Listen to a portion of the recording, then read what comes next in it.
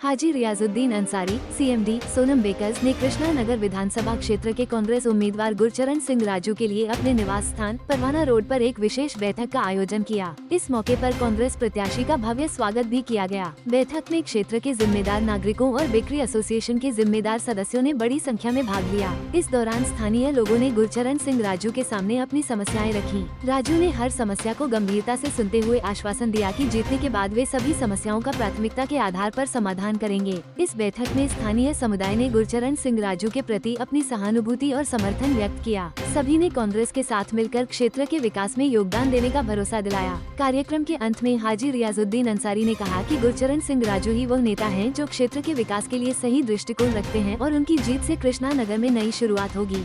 इस न्यूज के प्रायोजक हैं servo step power private limited, servo step for strong tomorrow और अयाज परफ्यूम्स।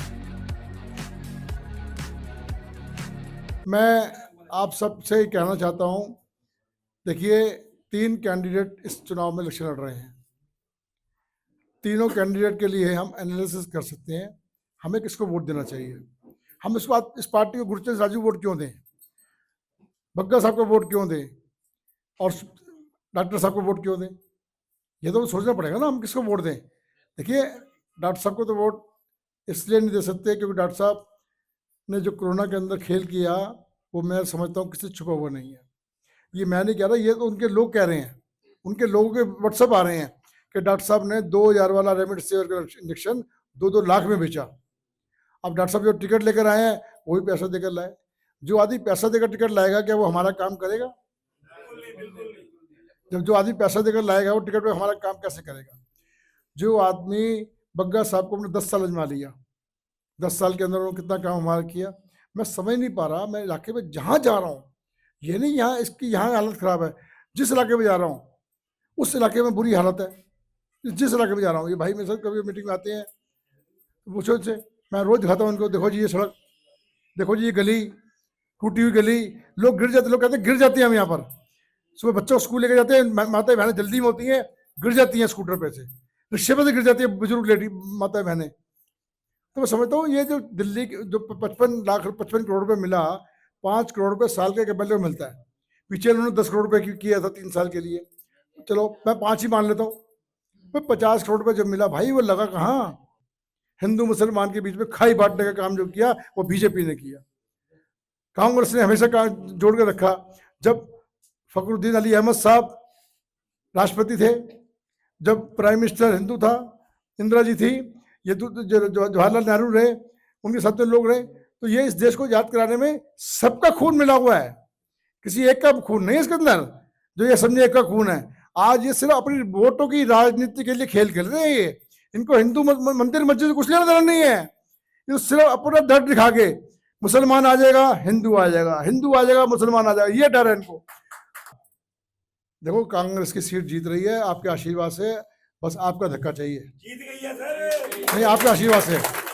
303 से बीजेपी को 240 पे लाके रख दिया पिछले लोकसभा के चुनाव में, और ये सिर्फ ख्वाब ही देखते रहे कि हमें 400 पार जाना या 400 पार जाना, क्योंकि 400 पार अगर गई थी तो कांग्रेस पार्टी गई थी 400 पार। राजीव गांधी के टाइम पर 400 पार करे थे हिंदुस्तान के अंदर, लेकिन आज ये 303 से 240 पे आ गए और आगे इससे भी चले जाएंगे। और दिल्ली के अंदर जैसा कि हम जानते हैं कि बिल्कुल गंदा पानी पी रहे हैं 10 साल में, रोजाना मतलब ये डब्बा लेके और सूंघना पड़ता है पानी को कि हाँ भाई सीवर की खुशबू आ रही है। तो इस चीजों का हमें ध्यान रखना है। और देखिए राजू भाई के भी प्रोग्राम बहुत ज्यादा लगे हुए हैं। मैं तो आप लोगों से यही गुजारिश करूंगा कि हजारों साल नरगिस अपनी बेनूरी पे रोती रही, बड़ी मुश्किल से होता है चमन में दीदावर पैदा। तो ये राजू भाई जो है बड़ी मुश्किल से हमारी कृष्णा नगर सीट पे कांग्रेस पार्टी ने, राहुल जी ने ऐसा प्रत्याशी दिया है जो कि बहुत ही जुझारू, बहुत ही ईमानदार और बहुत ही कर्मठ है। इनको पैसे की कोई जरूरत नहीं, बहुत मोटी फर्म है। मुश्ताक अंसारी साहब आपको बता रहे थे इस बारे में कि इनको कोई जरूरत नहीं, हाँ ये है इनको शौक है खिदमत करने का। समा बहुत हो गया। गुरचरण सिंह राजू जी के बारे में अब कृष्ण नगर विधानसभा में इनके नाम की आंधी चल रही है, ये सच है। ये इलेक्शन ना अब ये त्योहार बन गया है। जैसे आप सबका प्यार, जो लोग घर से उमड़ उमड़ के आ रहे हैं कि नहीं हम राजू जी के साथ हैं, हमारे यहाँ मीटिंग कीजिए, हमारे यहाँ राउंड लगाइए, जो लोग सोए हुए थे, ये सच है कि वो सब इनके नाम से निकल के बाहर आ गए हैं। आज 30 साल बाद कृष्ण नगर विधानसभा का नींव पत्थर आप रखने जा रहे हैं। जो आप ये नींव पत्थर रखेंगे, ये सच मानना कि कृष्ण नगर विधानसभा दिल्ली की एक एग्जाम्पल बनेगी, दिल्ली का। मैं दिल की गहराइयों से आपका सबका, खुर्शीद भाई साहब, इसरार भाई, आलम साहब, अंसारी साहब, हमारे अंसारी साहब बैठे हैं, मैं कईयों के शायद नाम नहीं जानता, हाथ जोड़ के माफी चाहता हूं। बस आप ये आशीर्वाद दे दीजिए, ये 30 साल बाद अब ये कृष्ण नगर की नुहार को बदलना है। नींव पत्थर आपके हाथ में है। आपने सरदार गुरचरण सिंह राजू के नाम का नींव पत्थर रख दीजिए, ये विधानसभा, उसके बाद आप देखना क्या होगा। के साथ बोले, जोश के साथ बोले, होश के साथ बोले, और एक ऐसा शब्द बोले जिसने आपको कामयाबी की लहर दिखा दी कि कांग्रेस जीत रही है तो जीत के दिखाएगी इंशाअल्लाह। उम्मीद करता हूं कि कलवे भाई की बात में भी दम था, और रियाज अंसारी ने जब जिस सरजमी पर, जिस इलाके में, जिस क्षेत्र में, जिस मोहल्ले में, जिस जगह, जिस गली, जिस इलाके में महफिल सजाई है, उसकी महफिल रंग लाई है। और यकीनन ये दिलाता हूं, राजू भाई रुख हवाओं के भी मोड़ देता है, ये वो दरिया है जो लहरों को तोड़ देता है। रुख हवाओं के भी मोड़ देता है, ये वो जलवा है जो लहरों को तोड़ देता है। पत्थर से शीशे टूटे हैं बहुत, ये वो शे है जो शीशे से पत्थर तोड़ देता है।